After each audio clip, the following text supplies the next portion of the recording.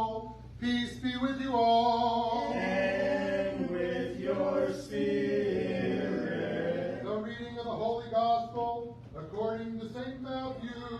Glory to you, O Lord. Glory to you. The Lord said to his disciples, "You are the light of the world. A city set on a hill cannot be hid, nor do men light a lamp and put it under a bushel, but on a stand, and it gives light to all the house.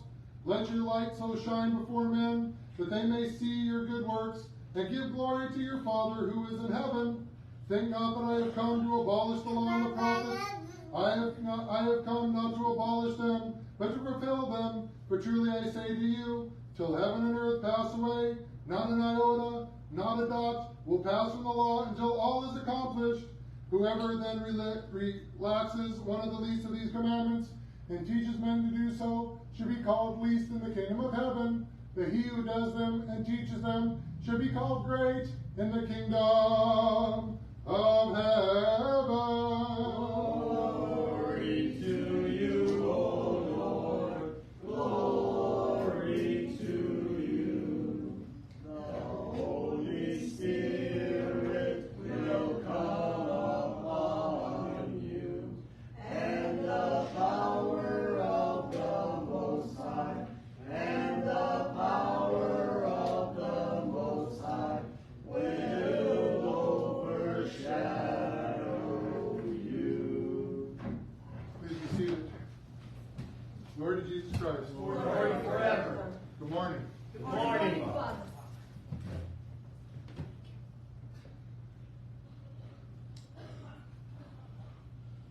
If you notice that one of the readings that we hear quite often, especially on some of the days that we celebrate some of the saints that are not as well known, it's the same reading. And the question is why, right? I don't know if anybody's ever thought about it or anybody ever listened and paid attention that this particular reading from Matthew is read at particular days throughout the year for different saints. But why is that? Today we celebrate a man named St. John the Merciful. And he was a patriarch of Alexandria, and we actually have one of his relics in our presence today. And one of the guys, Reader George earlier said, it's amazing to me how we're in the presence of, it's a bone, but we're in the presence of somebody that was alive 1,000 years ago. And we have relics sometimes of, for instance, in the same place, St. George and St. Thecla. And we also have relics of Mary Magdalene that was in the presence of Jesus Christ herself. But why do we read that reading today on St. John the Merciful? I know many of you have heard numerous times throughout my time here at St. Nectarios that I've spoken about going out and being the light of the world. To go out and to shine brightly, to go out and to show the world who we are. And I've also mentioned the fact, I remember when I was working with my dad, when I was mowing the grass, there was one time that, and this was the time when we didn't have a riding lawnmower, it was all push behind lawnmowers. I left a strip about this long and about this wide in the yard. My dad told me to go back and mow that whole yard over again, going the other direction, to make sure that I didn't just go over there. Let's understand that my name is on that yard. It's my signature on that yard. My dad has been mowing grass for like almost 40 years, right? And he doesn't have cars, he doesn't promote himself. It's all done word of mouth. And my dad also, when he goes to these different people's yards, there's sometimes these older women, oh, Manoli, my dad's name is Emmanuel, but they call him Manoli. Manoli, I really need my screens put in, you know, for the summertime. My dad stops what he's doing, puts the screens in after he gets done mowing. I need help for this, does that. And there's been some of these people that he's gotten so close with that my dad actually cries, because now he's been with some of these people for so many years, he has to attend funerals along the way because he's been with them for 40 years, some of these people. But it's his signature that's on every single one of those places that he goes to. And my dad told me that. I've never forgot the day when my dad made me do it the whole thing over again the other direction, because it's his signature that's on there. Now, oftentimes, when we go out into the world, we seem to forget something. We seem to forget that when we go out into the world, and especially if you call yourself a Christian, you have two choices out in the world. You can shine the light and remember that it's Christ's signature that you go out with into the world. It's Christ's example. That's why we read this particular reading on some of the feast days of the saints, because it's important to know that that light has been present throughout the years, century after century after century. That there's that light that's there. And we got to remember, as I said, we often have these men now, right? These people, these men and women, like Saint Nectarios, that was a modern day light. He was a modern day person, right? And then we have people like Saint Paisios that died just in our lifetime. And he was so aware of his closeness to Christ that it actually terrified him for him to become a saint, because he knew that the church was going to canonize him. And he said, please don't canonize me. Please, I want you to continue praying for me because I am such a wretched sinner. Can you imagine the light that was inside that man? And how many people now have written about things that he has said, things that he's done. We have movies now of Saint Nectarios, right? And for better or for worse, it doesn't matter who you are, you know who Jesus Christ is, even if you hate him. You know who Jesus is because that light cannot be extinguished. There'll always be that light out there. Now, the second choice that most Christians have is oftentimes when we go out into the world, we cast off an artificial light, right? We know, I'm sure, different people, and I have done it myself. I have done an artificial light in the world. I have not been myself. I have not brought honor and glory to the Lord. I have not done everything I'm not supposed to. And I include the times when my wife and I fight, when my wife and I are at odds with each other, when I'm raising my voice to my son. And as a confession, a couple of weeks ago, I'm sitting there getting ready for Metropolitan Gregory to come, right? And here's my confession. I try very hard not to swear, but I'm on my hands and knees cleaning the toilet in my room, and I was trying to get it to go down so the water level would be down, and I couldn't get it to work. And I swore at my toilet.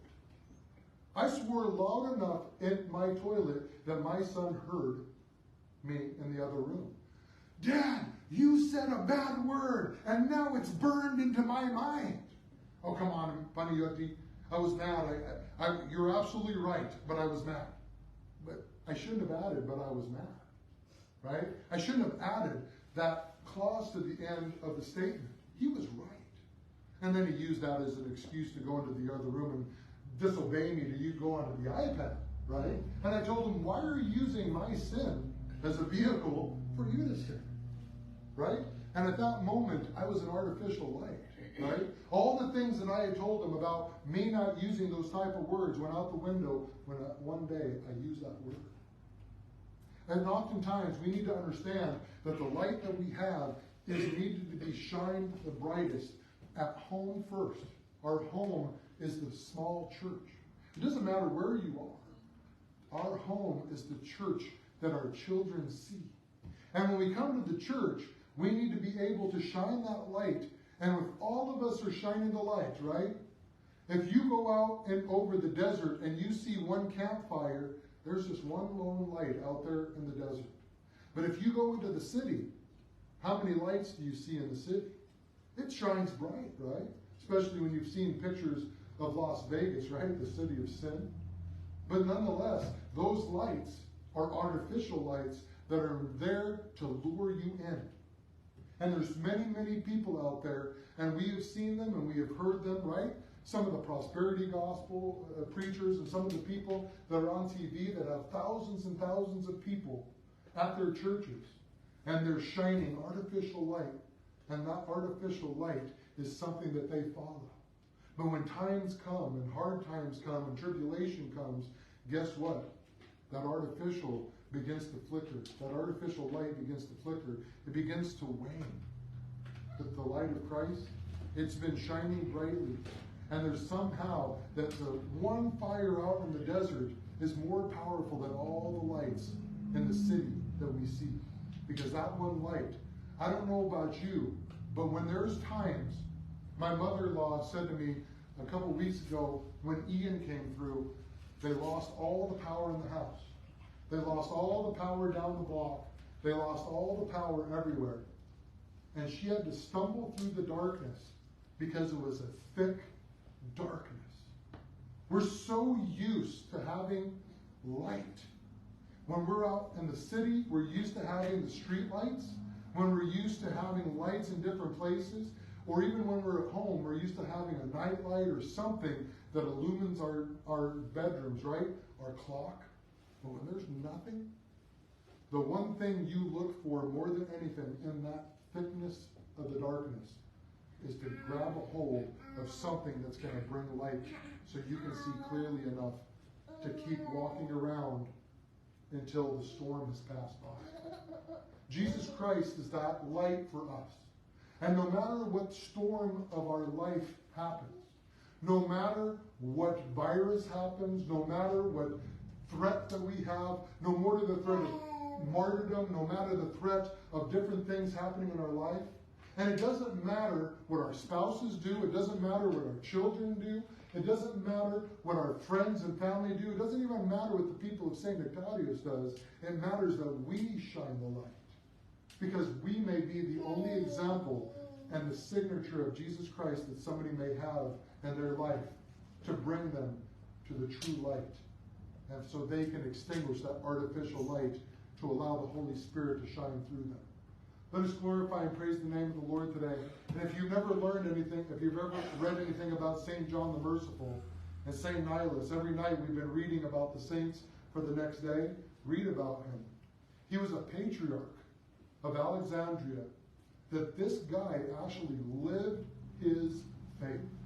He's called John the Merciful because he would go out as a patriarch and he would go out into the street and he would serve and help people that were hungry and destitute and wasn't just sitting at the patriarchate doing nothing, right?